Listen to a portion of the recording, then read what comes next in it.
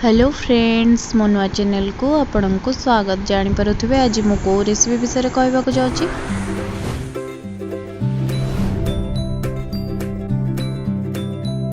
आसतु आज स्वादिष्ट आरिसा पिठा बनाइबा।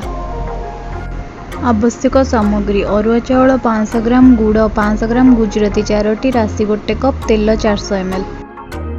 एठारे मु हाफ केजी चाउल नहीं। पूर्व दिन राति मुझे बतुरकी रखी। आज यहाँ आम टे सुखाई नवा। खरारे सुखाइबा नहीं, यहाँ जस्ट फैन पवन रे टिके सुखाईदबा जेपरी अल्प पानी छाड़ी एवं भल भाव ग्राइंडिंग हो। देखंतु यह भल भाव ग्राइंडिंग हो जाए। गोटे चला साहाय्य आम चलईदेवा जेपरी खदड़ा अंश न रहे।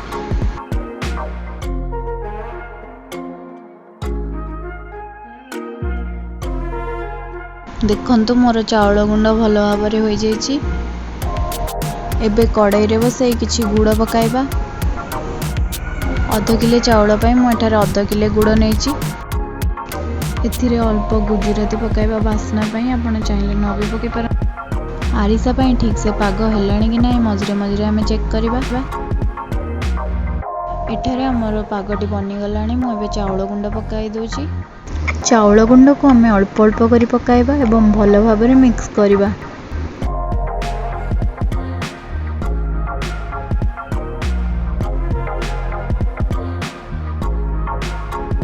यही पिठा पाई चाउल एवं गुड़र मिश्रणटा अधिक मोटा हेब नहीं किंबा अधिक पतला हेब नहीं।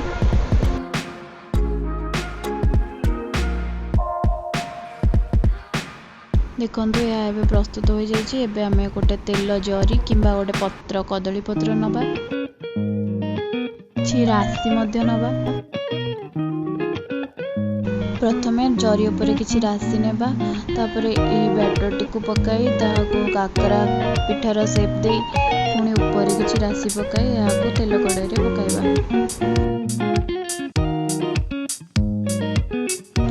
देखंतु केते सुंदर भाव में मो पिठा गुड़िक हो जाइए। आशा करुच्ची आपण मानकु मो वीडियो निश्चिंत भाव भल लगी। एथिपाई जमा भी डेरी करंतुनी। Please like, share, subscribe my channel. Please जल्दी जल्दी मो चैनल को सब्सक्राइब कर दियंतु एवं आगो को आहुरी इंटरेस्टिंग वीडियो देखंतु।